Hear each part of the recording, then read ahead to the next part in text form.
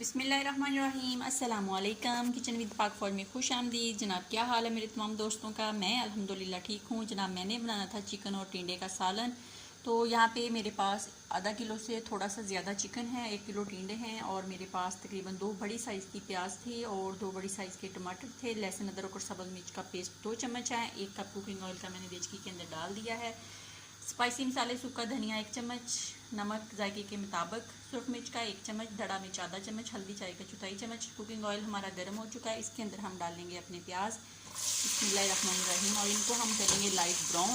करने के बाद फिर आपसे मिलते हैं। उससे पहले छोटी सी रिक्वेस्ट, चैनल पर नए हैं चैनल को सब्सक्राइब कर दें, रेसिपी को देखा करें, बनाया करें। अगर रेसिपी अच्छी लगती है फिर लाइक और शेयर कर दिया करें। प्याजों को लाइट ब्राउन करती हूँ, फिर आप लोगों से मिलती हूँ। तो तकरीबन महीने 1.5 महीने के बाद आज गैस आई है, तो अल्लाह का शुक्र है चूल्हे में आग जलाने से जान छुटी। तो आज सालन बनेगा गैस पे, बहुत मज़े का और लाजवाब। लेकिन लकड़ी का सालन जो है ना, उसका अपना मज़ा है, अपना टेस्ट है। मुश्किल तो होती है लेकिन क्या कहते हैं, मज़ा भी आता है। तो यहाँ पे पानी का भी इस्तेमाल करेंगे। इस गिलास में पानी है अपनी ज़रूरत के मुताबिक।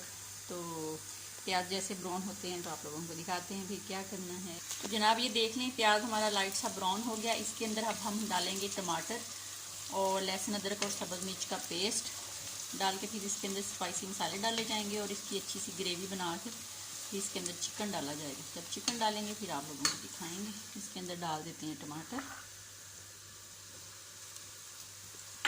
स्पाइसी मसाले, लहसुन अदरक का पेस्ट।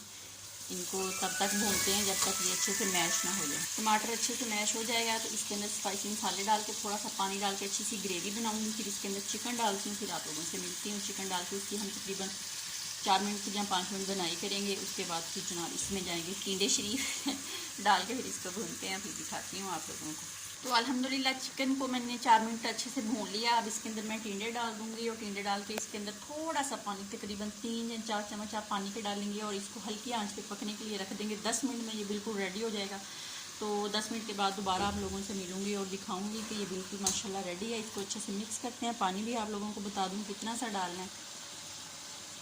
बस डाल के इसको मिक्स करके और हल्की आंच करके इसको लगा देते हैं 10 मिनट के लिए पकने के लिए। और 10 मिनट के बाद दोबारा हाज़िर होती हूँ, आप लोगों को दिखाती हूँ इसकी कंडीशन क्या है और ये पक के रेडी हो जाएगा इंशाल्लाह।